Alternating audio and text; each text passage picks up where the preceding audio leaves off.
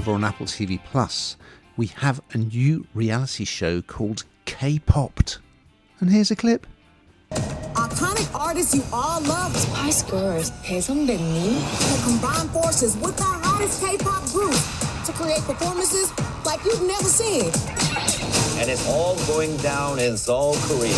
Get ready for an epic song battle. We'll see who brings it. I know. we're gonna win.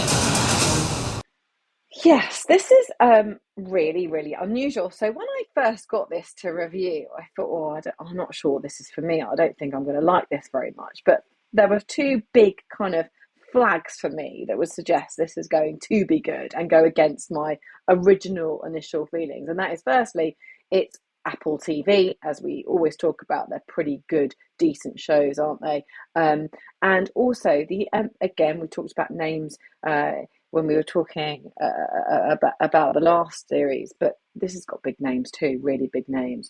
And so this is a really unusual reality show, I suppose. And reality, I think in recent times, has kind of taken a bit of a dip to a degree. And we've seen some reality shows cancelled. Have they run the course? And trying to find new things that people will be interested in. Perhaps this is it. Perhaps they've nailed it. So it's 8 parts, and it's a completely new concept, and it sees music legends team up with some of the biggest names in K-pop. Now, K-pop is an absolute phenomenon, and a lot of people won't know.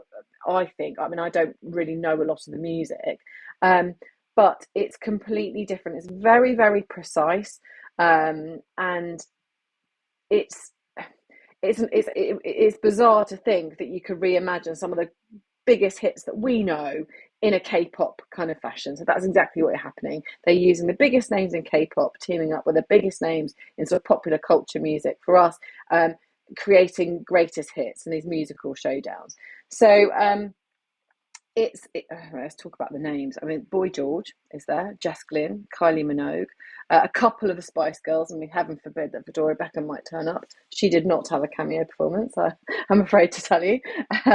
She was busy on a yacht somewhere with David, being Lady Beckham. But anyway, I digress.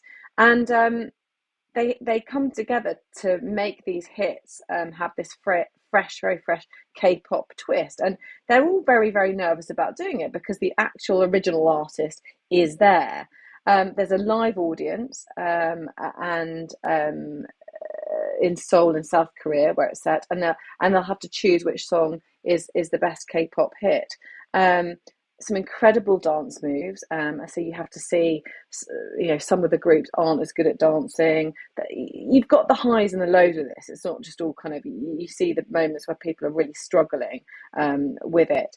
But it's really interesting. I'm be interested to see how well this does, how interested people are. But as I say, you've got some big names here, and it is a twist to reality TV. It is a bit different, and K-pop is a phenomenon. It's absolutely huge. So you've got the Spice Girls with Wannabe, Kylie Minogue, Can't Get You Out of My Head, Jess Glynn, Hold My Hand. So some real mega tunes that are kind of real popular culture tunes for us. So we're very, very, it's unusual to hear the twist that they have, but also equally brilliant. What did you think, Ian? Well, for a long time, my knowledge of K-pop started and finished with Ed Balls dancing to Oppan Gangnam Style on Strictly. And in fact, Psy, who sang that track, is the co-host with a Korean comedian called Soo Ji-young-sun.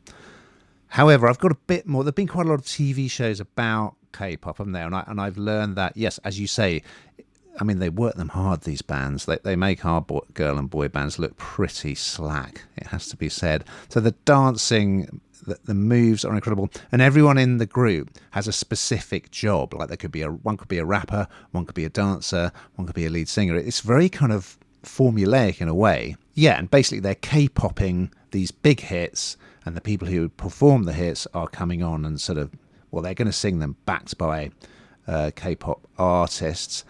I would say two things. I mean, it's not really aimed at me, let's be fair. I found the level of excitement annoying. Quite a lot of kind of fake enthusiasm, but I guess you kind of need that on a show like this, a bit like the X Factor or whatever, Pop Idol.